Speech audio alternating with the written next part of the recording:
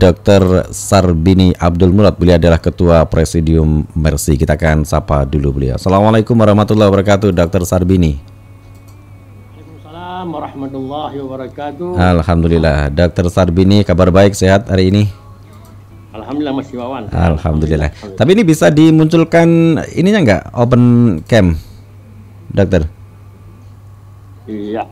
Nah, gini bisa kelihatan doa Dr. Sarbini Abdul Murad, Ketua Presidium Mercy. Baik, kami dari RDS FM pagi ini kita mengangkat tema tentang genosida di Gaza yang sampai hari ke-100 masih terus berlanjut begitu, dokter. Mungkin bisa disampaikan dulu kondisi update terkini di Gaza seperti apa sampai hari ini, dokter. Ya memang ini udah bisa 2 hari ya. Iya. 2 hari agresi Israel di Gaza yang menimbulkan duka yang begitu mendalam bagi saudara kita yang ada di Gaza maupun yang ada di Barat, terutama di Tulkarem dan Jenin. Yeah. Dan korban semakin bertambah ya Mas, karena memang ada instruksi dari Amerika agar penarikan pasukan Israel karena paling banyak korban yang mati ya di pihak Israel. Kemudian Israel lebih menggunakan serangan-serangan udara. Yeah. Serangan udara kita ketahui bahwa ini menyasar semua kelompok, semua lapisan, semua tempat, tidak mengenal sasaran yang akurat. Nah, sehingga korban semakin bertambah nih Pak, semakin bertambah sehingga tidak ada tidak ada hal-hal yang signifikan untuk menurunkan tensi daripada serangan-serangan Israel terutama di utara. Tapi kalau serangan-serangan udara ini bisa diatasi oleh saudara-saudara kita yang ada di Gaza, baik dari Hamas, Islam maupun Brigade Abu Mustafa. Jadi karena kekalahan mereka di darat lah, maka mereka menggunakan cara-cara yang pengecut ya, dengan menyerang udara, kemudian dengan tembakan-tembakan artileri berat ya yang diarahkan ke sasaran-sasaran sipil. Kemudian mereka mengstigma bahwa di situ ada pimpinan Hamas atau ada orang jihad Islam dan sebagainya. Nah itu Mas. Jadi rumah sakit yang sekarang cuma tak 5 lagi fungsi rumah sakit itu pun sudah mulai mengarah ke kolaps ya. Apalagi rumah sakit Indonesia udah lama kolapsnya, sudah lebih 2 bulan ya kayak kolaps rumah sakit di Indonesia, sehingga rumah sakit kita di sana pun udah kosong, melempem. Kemudian banyak peralatan-peralatan yang memang sengaja dirusak oleh tentara Israel agar tidak bisa difungsikan nantinya. Itu gambaran umum ya. Tadi menyinggung masalah peran rumah sakit Indonesia di Gaza. Nah, kalau kondisi terkini di rumah sakit Indonesia kita di sana, apakah masih ada tenaga kesehatannya, Pak Dokter? Masih ada dokter atau perawat yang bekerja di sana begitu sampai hari ini? Kosong Mas. Kosong semua. Berarti sudah tidak beroperasi gitu, Dok? Kosong, melempem, sudah. Karena beberapa hari yang lalu itu dikuasai oleh IDF kan, kemudian dia mundur, kemudian kalau perlu perlindungan, datang lagi, masuk lagi, gitu. Jadi memang kosong sama sekali sekarang. Memang ini ada wacana di antara kita dengan WHO untuk coba kita fungsikan ulang rumah sakit ini, tapi membutuhkan biaya besar juga nih, karena banyak yang rusak, kemudian bangunan-bangunan sebagainya, ada yang jebol ya, yang ditembak dengan meriam ya, tank gitu. Jadi ini memang butuh effort yang besar nanti ke depannya. Berarti memang sudah sama sekali tidak beroperasi ya rumah sakit kita di sana ya? Ya. Kosong. Berarti sampai hari ini, sampai 102 hari ini tidak ada tanda-tanda oleh Israel untuk menghentikan serangannya ke Gaza ini, Dok? Ya. Enggak, sebenarnya kalau secara strategi militer ya Israel sudah kalah. Itu diakui semua pihak, sudah KO lah ya, sudah mundur sebenarnya.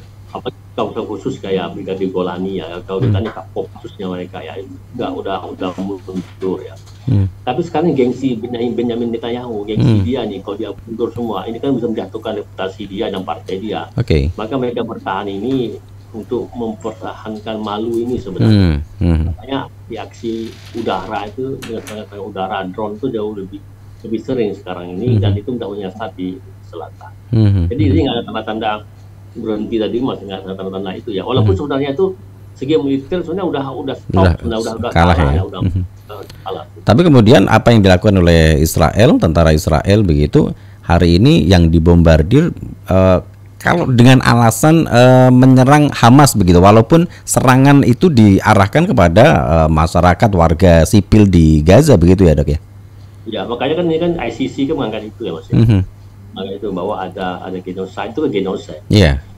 Jadi ada gini, kalau memang dia nyasar dan dia salah sasaran itu sekali 2 kali lah. Tapi itu bukan berupa bom. Orang bodoh pun tahu ya kalau diserang satu gedung habis gitu ya. Karena masalahnya kan misalnya serangan-serangan sporadis, serangan dengan senjata ringan itu biasa akan nembak si A kena si B gitu ya. Atau penyerapan itu tiba-tiba dengan sengaja kena sasaran yang lain. Tapi kalau ngebom kan sengaja, nggak sengaja. Ini yang terjadi seperti itu. Kalau sekali 2 kali oke lah kita tolerir. Sekali itu salah koordinat salah. Tapi kalau hampir semua serangannya ke warga sipil begitu, Dok ya? Sipil, tim pengungsi, intelijen sebodoh itu kan. Intelijen bisa bedakan mana persembunyian mujahidin dengan camp gitu. Pasti camp itu pasti ramai orang tuh paling dulu, Pak. Tadi orang bodoh pun tahu tuh ini ada. Ya, saya mau mengkonfirmasi saja ini, Dok. Sampai hari ini korban yang meninggal begitu di Gaza sudah lebih dari 23.000. Benarkah itu? Enggak, itu bisa lebih loh, Mas. Bisa lebih ya? Itu yang terdata, ya? Yang kedua segitu ya. Artinya dia di bawah reruntuhan itu kan belum teridentifikasi gitu. Itu banyak gedung-gedung yang rubuh. Itu di bawah itu masih banyak yang ketemu. Tapi itu lebih dari 30.000. Lebih dari 30.000 diprediksi begitu ya, yang masih di bawah reruntuhan, yang belum bisa dieksekusi, belum bisa dievakuasi begitu ya. Iya. Kalau dari Mercy sendiri ini, Dok, masih adakah relawan yang bertahan di sana sampai hari ini? Masih ada 2 orang lagi tuh. Ada 2 orang. Sama Reza. Ya, jadi sama ini bantuan-bantuan yang kita salurkan melalui mereka ya. Artinya ini lebih ada kepercayaan ya pada teman-teman bisa melakukan hal yang lebih konkret lah untuk membantu warga Gaza, yang terutama yang mengungsi di selatan. Karena kalau untuk utara itu kan masih riskan ya untuk kita bisa merambah ke sana kan. Memang kan Israel ini kan menyetop dalam bentuk bantuan, membatasi bantuan ya. Jadi yang dituduh Mesir tidak memberi akses. Padahal mereka yang mengebom semua akses yang masuk ke Gaza kan. Dengan Mesir kan nggak mungkin memberikan izin kalau memang Israel tidak memberikan lampu hijau gitu. Jadi ini memang 2 relawan kita ini yang sangat banyak membantu pengungsi-pengungsi yang ada di sana. Dan komunikasi masih lancar, Dok ya, dengan 2 relawan Mercy yang ada di Gaza sampai hari ini ya? Relatif lancar, tapi dalam 3 hari ini kita belum bisa komunikasi sama. Nah, kemudian untuk distribusi bantuan ke sana, apakah juga ada kesulitan atau masih lancar begitu untuk distribusi bantuan ke sana, Dok, dengan kondisi seperti saat ini? Kesulitannya kan di Israel ini sebenarnya, di Israel ini yang buat masalah kan. Ini bantuan masuk kok dia nggak kasih akses kan ya nggak. Jadi kalau misalnya Israel mentaati resolusi PBB yang katakan bahwa minta untuk akses kemanusiaan tidak dihambat, saya pikir itu bisa mengurangi lah kelaparan. Itu kan saya bisa bayangkan, Mas, 1 WC untuk 200 orang, bisa bayangin gimana, Mas? Gak bisa bayangin saya, Dok. Artinya luar biasa di sana kondisi hari ini ya. Tetapi kemarin sempat ada wacana dari Israel juga untuk meminta warga Gaza untuk mengungsi ke negara lain begitu. Tapi dengan begitu gigihnya, kuatnya warga Gaza tidak mau mengungsi ke negara lain sampai segitunya, Dok ya. Ya ini kan ide amoral, yang tidak manusiawi, yang menentang orang dari tanah leluhurnya. Tapi tentang semua dunia menentang, juga menentang. Kongo, Rwanda sama Chad yang menjadi fokus ataupun tujuan dari pengungsian ini, mereka menolak juga. Karena memang tujuan mereka mengkosongkan Gaza begitu ya. Ketika Gaza sudah kosong, mereka bisa leluasa untuk menguasai tanah Gaza begitu, Dok ya. Iya. Kemudian kita bicara masalah ini, Dok. Peran dari negara-negara lain di PBB atau negara-negara tetangga lainnya. Bagaimana kalau kita melihat peran dari negara-negara lain untuk menghentikan genosida yang terjadi di Gaza oleh Israel ini, Dok? Kalau dokter melihat. Sebenarnya kuncinya itu di Amerika nih, Mas. Kunci di Amerika. Kalau Amerika saya ngotot untuk minta Israel menghentikan agresi, ya stop. Gitu. Tapi kalau masih saya memberikan lampu hijau atau lampu kelap-kelip, tapi saya tetap maju aja dia. Jadi intinya dunia yang lain nggak dianggap sama dia. Indonesia, Eropa itu nggak dianggap. Tapi yang menjadi hal yang sangat ditakutkan oleh Israel itu Amerika. Soalnya hari ini ya Joe Biden nggak malah memberi izin kan untuk melakukan serangan terus dan tidak sepakat untuk ada permanen nyata. Artinya diprediksi serangan-serangan ke Gaza ini akan terus berlanjut dan tidak tahu sampai kapan begitu, Dok, prediksinya. Ya, ini mereka sebenarnya kita kembali lagi, Mas, itu secara moral saya udah runtuh, secara moral udah runtuh mereka karena memang ya banyak pengakuan lah, kita sama-sama tahu ya pengakuan dari tentara Israel itu, tapi saya egonya Benyamin kan, sehingga kabinet perang ini kan ada pecah kan, agak retak itu. Ada satu sisi minta ini mundur, kita harus menerima realita bahwa ada satu kesalahan yang terjadi. Tapi gengsi itu tadi ya. Tapi gengsi ini ya kan ini reputasi politik dia. Nah bagi Benyamin ini sesuatu hal yang sangat penting buat dia, reputasi politik ini. Karena tujuannya ada dua tujuan perang kan. Pertama membebaskan Sandra, yang kedua menghancurkan Hamas kan. Dua-duanya kan gagal. Tapi kan perang ini kan nggak berhasil. Kita kembali ke kondisi Gaza terkini. Berarti sampai hari ini tidak ada tempat aman di Gaza, Dok? Sebenarnya secara teorinya itu kan aman tuh di selatan. Secara teorinya ya. Selatan ya. Tengah utara ini, utara sama tengah ini tidak dipalakan perang.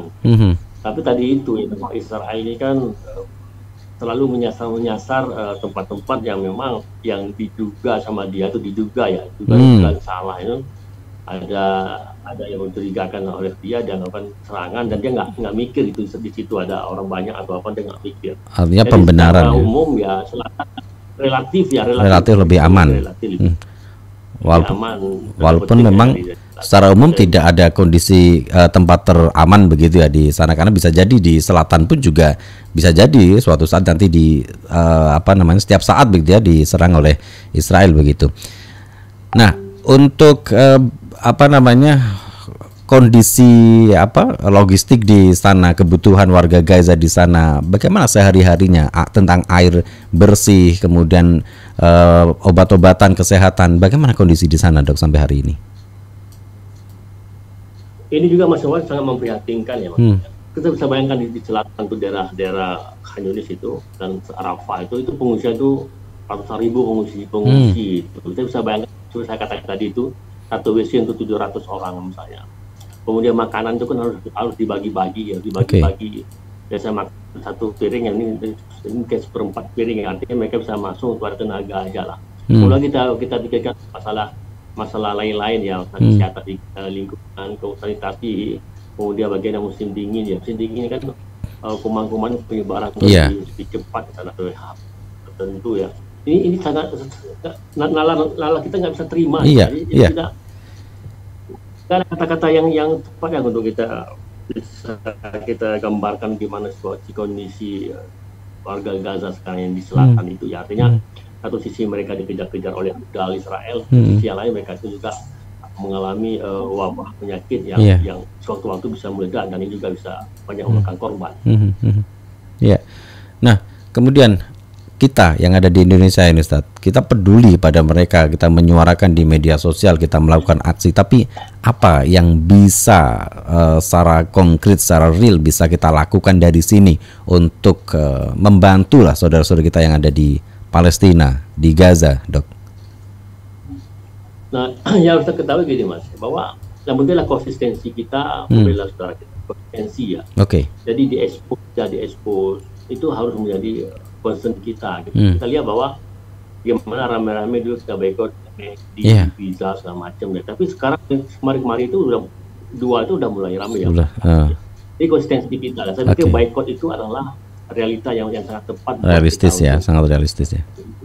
Di samping kita sampaikan doa kepada kita ya, pas saudara kita yang lepas sholat atau di waktu-waktu yang mustajab ya, sehingga mereka dikuatkan, kemudian dikalahkan musuh-musuh mereka gitu. Itu yang bisa kita lakukan, Mas. Di samping juga pemerintah sudah melakukan secara baik ya diplomasi internasional di forum-forum resmi PBB misalnya untuk mendukung adanya kegiatan permanen, karena hari ini yang dibutuhkan itu bukan kegiatan kayak kemarin itu kan cuma berapa hari, setelah itu terjadi juga lagi dengan lebih brutal lagi, itu kayak main-main namanya.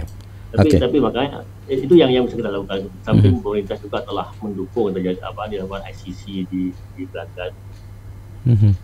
Ya, kata kuncinya adalah konsistensi pembelaan kita gitu ya.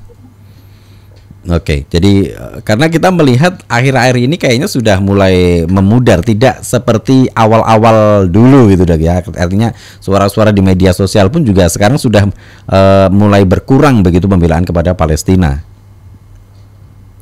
Ya memang lagi itu peran pemerintah karena jauh lebih contoh gini, contohnya misalnya ketika kita membela Palestina di medsos ya, apakah itu TikTok, IG atau apa gitu ya, tiba-tiba di ban kan, melanggar komunitas dengan norma-norma komunitas, kalau di TikTok misalnya itu ya, atau di IG, disitulah ketegasan pemerintah itu harus tegas dengan TikTok sama IG. Artinya ketika orang kita yang mengeluarkan ekspresi kita atau empati kita ke Palestina langsung diblok, itu harus pemerintah tegas dengan TikTok. Iya, betul. Nah, ini sebenarnya yang dibutuhkan.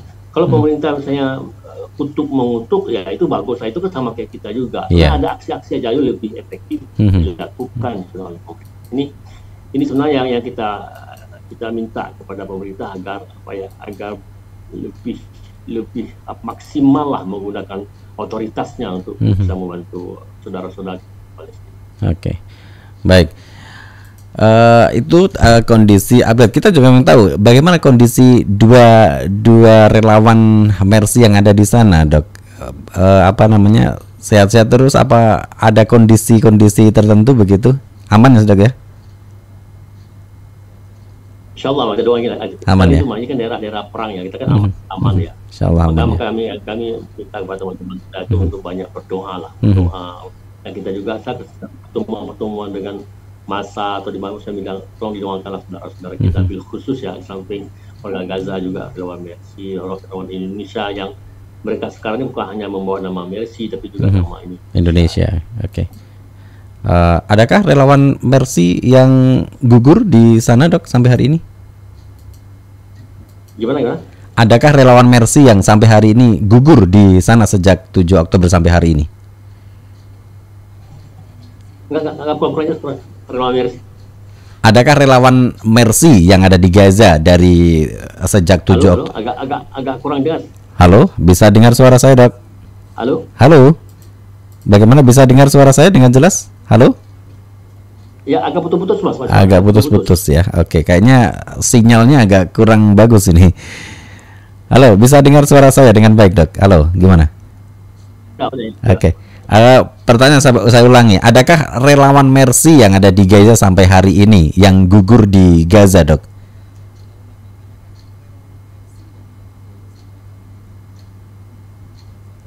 Adakah relawan Mercy yang gugur di sana ketika menjalankan tugas di Gaza?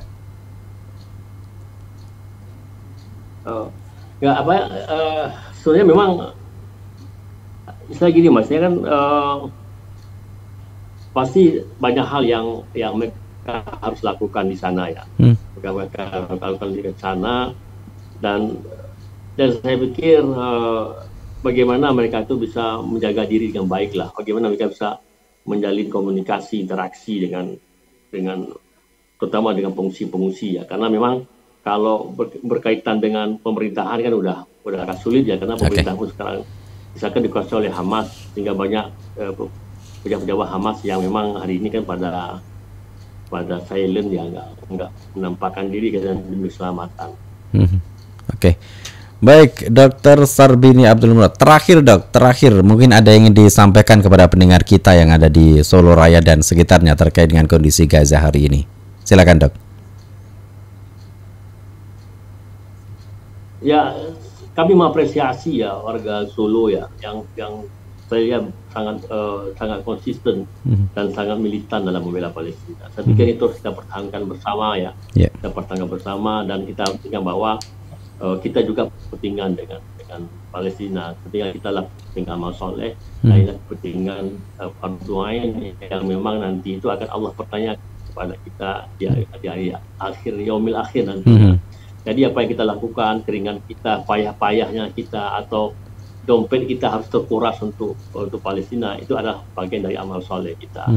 Artinya apa? Kita melakukan apa yang bisa kita lakukan. Kami di Mercy melakukan dalam bidang-bidang tertentu, dan masyarakat juga bisa melakukan hal yang lain. Artinya apa? Artinya kita harus konsisten untuk menjaga ini. Perjuangan masih panjang, dan nafas kita juga harus panjang, dan kita juga harus bisa melawan hal-hal yang bisa melemahkan semangat kita untuk membela saudara kita yang ada di Palestina. Saya pikir itu masih semangat. Baik, terima kasih Dr. Sarbini Abdul Murad, Ketua Presidium Mercy Indonesia, waktunya. Tetap berikan yang terbaik untuk saudara-saudara kita yang ada di Gaza, Palestina. Sehat terus dok. Amin. Assalamualaikum warahmatullahi wabarakatuh. Waalaikumsalam warahmatullahi wabarakatuh.